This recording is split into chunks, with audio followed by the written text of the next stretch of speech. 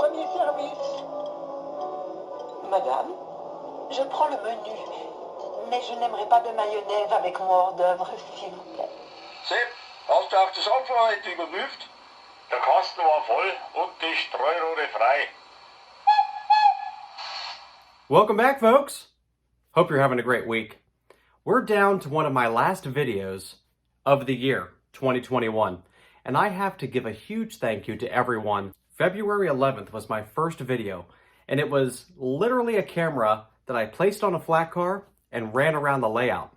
Layout didn't have much scenery on it at the time, and it's kind of an interesting journey to look at that video compared to where the layout is now and where we're going to go next year. But tonight we're going to talk about rare engines.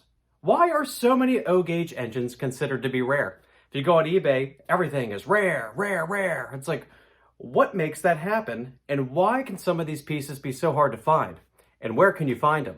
And tonight, we have two great examples of rare engines that I haven't shown. This might be the best way to wrap up the 2021 YouTube video year for RBP.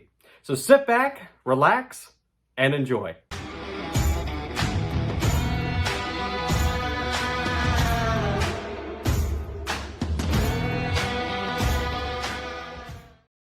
A huge thanks to my friends at Trains.com, that's Trains with a Z, for locating these two engines. They actually called me up and said, Chris, we just got two European MTH Premier engines in, and we'd love for you to take a look at them. And I was so happy. I said, yep, let's do this. And I really was so fascinated with the Bavarian S36 Express. My wife went ahead and purchased this engine for me for Christmas, and I'm really excited about it. The second engine we're going to see is the Pacific in the Nord colors that pulls the Orient Express. What a beautiful engine. This engine is actually going back to Trains.com for sale. So, if you are into this engine, take a look. It's going to be in stock soon. And hey, it ran on my layout, so that's even more exciting. I'd love to see it running on yours. It's just a great piece. One of the challenges of collecting O-gauge is all of this rare stuff. Why does O-gauge become so rare so fast? And it all comes down to the fact that so many of the scale pieces, especially, are built to order. So every year, Lionel or MTH will make a limited run of engines based on the number of orders that they receive. So once they're sold out, that's it. But luckily, the secondary markets and other retailers, folks like Trains.com, specialize in getting these to you. When I was at York just a few weeks ago, I had the opportunity to spend some time with the Trains.com booth and talk to Scott Griggs. Check this out. What a great guy and just a great operation.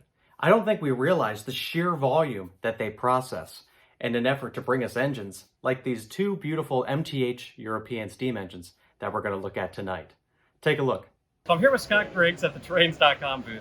And you know we do a lot of stuff with Trains.com, so I was really happy to meet you, Scott. So thanks for agreeing to do a video with me.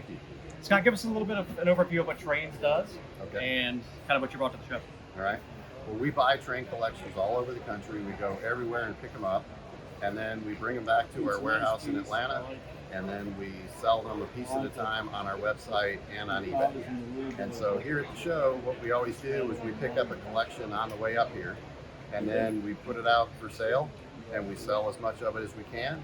Talk to a lot of people about trains and what's going on in their train life, and a lot of people come talk to us about selling their collections, and then we pack it all up, take it back to Atlanta, and sell whatever we didn't sell.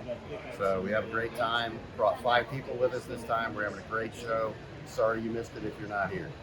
Yeah, and there is a ton of stuff at this booth, and it's all, you can get everything from these high-end scale pieces all the way down to semi-scale, buildings, accessories, track.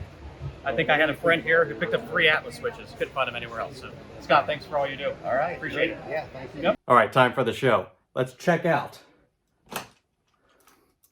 these amazing steam engines. I'm not going to do a detailed review of the history of these engines because I don't want to mess up my facts, number one, and there have been a lot of great reviews. I know that Eric Siegel from Eric's Trains did a phenomenal review on this engine specifically. So check out that video if you want more of the history and a little bit more of a detailed review into just this engine. But what a fascinating piece.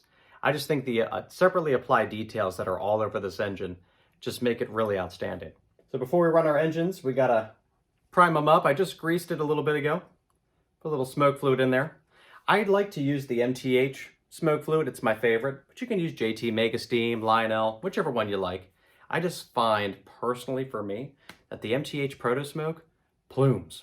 That's the big smoke. There are so many details on these engines, just truly incredible. And you look at them from all sides. MTH just really spent a lot of time. And I will tell you, this is one of my favorite features right here. Check out this lighted number board on the front.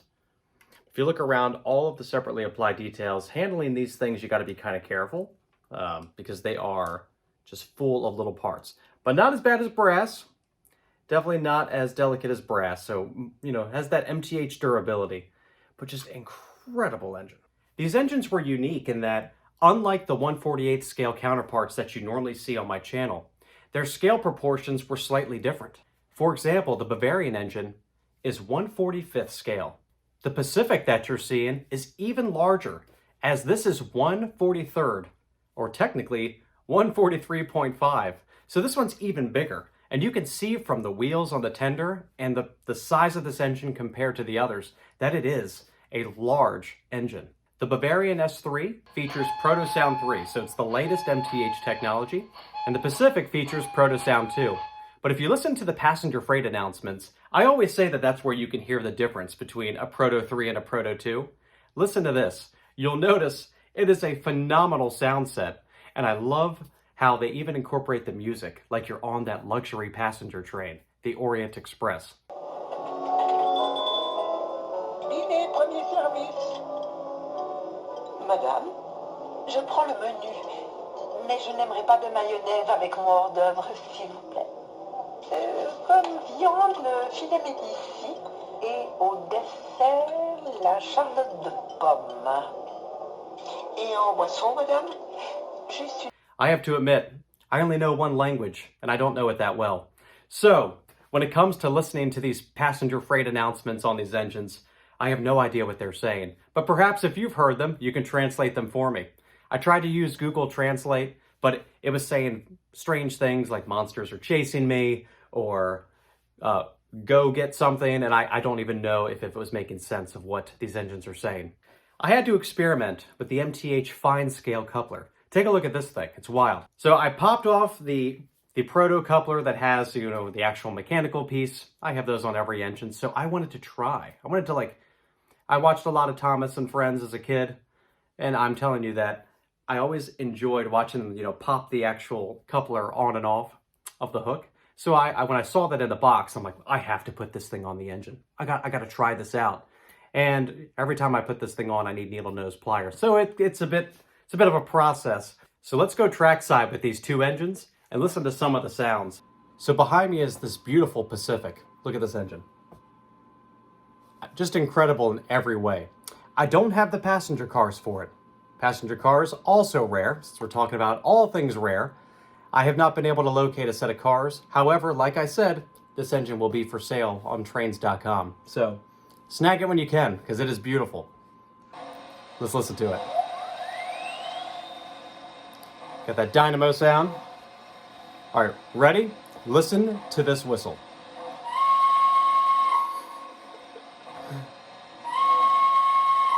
How incredible is that? And, of course, we had to listen to some of this dialogue. Prochain arrêt, Paris. Ma chère, nous arrivons dans 10 minutes. Êtes-vous prête? Vous voulez toujours que je me dépêche. So much more refined than I speak. C'est des ordres. So interesting. Just, it really takes you to another place. And that's what I think is so magical about these models. One more.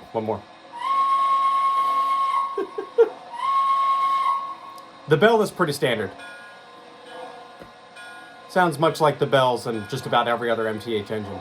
But that whistle, really cool. Now we're trackside with our Bavarian S36. Beautiful engine. Again, my Christmas present. Thank you, my wife. Super excited about this. Look at the wagons behind it. Awesome train. Has another high-pitched whistle. Listen to this. I need to move my ear away from the tender when I do this. Just incredible. Listen to this. I think these whistles are just, these are the voices of these engines. This one also has the international dialogue, so listen. You'll hear that in just a second. Toto, ich brauche noch mehr Achslageröl. Again, no idea what they're saying, so if you are watching from abroad, feel free to translate, because I would love to know what these engines are saying. Let's roll this one out.